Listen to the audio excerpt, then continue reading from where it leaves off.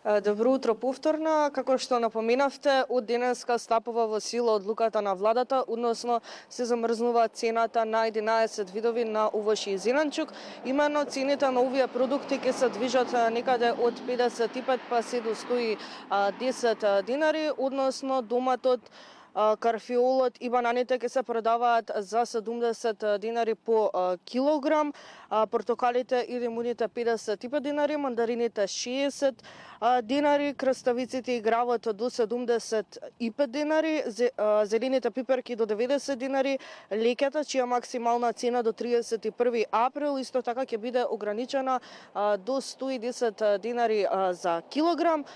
Именно министерот Бектеши вели дека со оваа одлука, со замрзнувањето на цените, сите трговци на некој начин ќе имаат придобивка и бенефит за 40% и вели да бидат солидарни во време на оваа криза со цел да помогнат нели на останатите. Оваа одлука, како што напоменав, ќе започне од денеска 5 април се до 30 април, односно оваа одлука стапува во сила со самото објавување во службениот весник.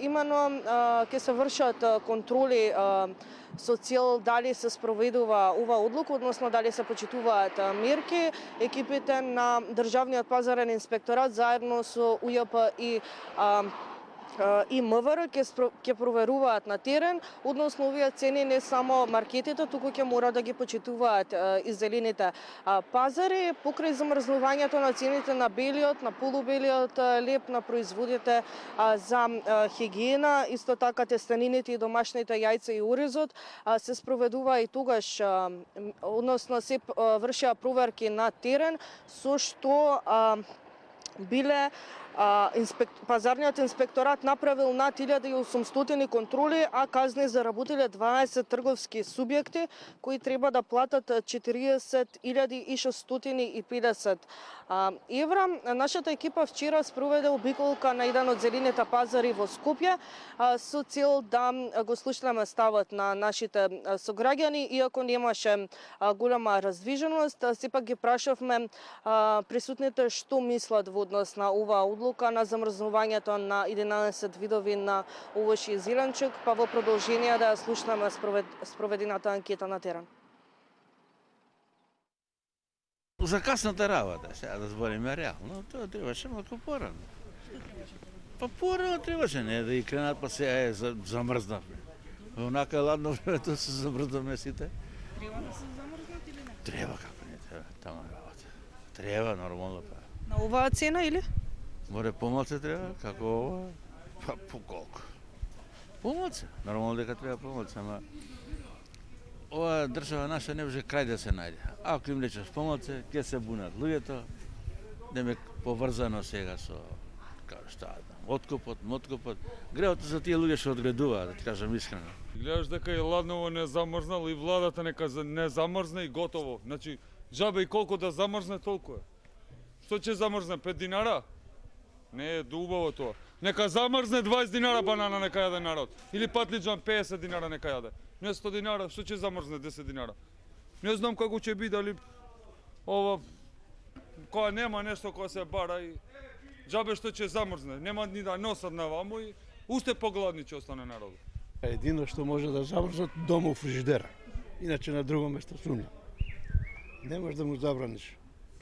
Калото кој ќе му го плати? Оно не стои 100 динара стално се симно и до 70, до 120. Ако им го платат калото, што ќе го вратат, нека смрзнуваат, иначе у фрижидеру, дубоко највише. Требаше да ги замрзнат у семењара, семињата на земјоделците, па сега цените ми сами ќе ги попуштевме. Ама они ги 1000 семки патлиџани, 9400 динара. Дали може тоа да биде? Пиперот исто така, краставиците семче 10 денари. Сега колку да ги даваме ми? Ете, тука е проблемот. Ништо друго. Ни у земјоделци, ни луѓе не се криви ништо. Платите мали, пензиите уште помали. Што ќе правиме? Вака? Во старт не беше предвидено замрзнување, него и поевтинување. Меѓутоа, мислам дека се игри, само ништо друго. Само игри. Министерство за економија тачно знае што прави. со министер за... Треба помало цена да се замрзне? Нема потреба и ништо не е што замрзнато. И они и онака не беа покачени во последно време. Не беа качени. Замрзнати. Замрзнаа луѓево, цените не.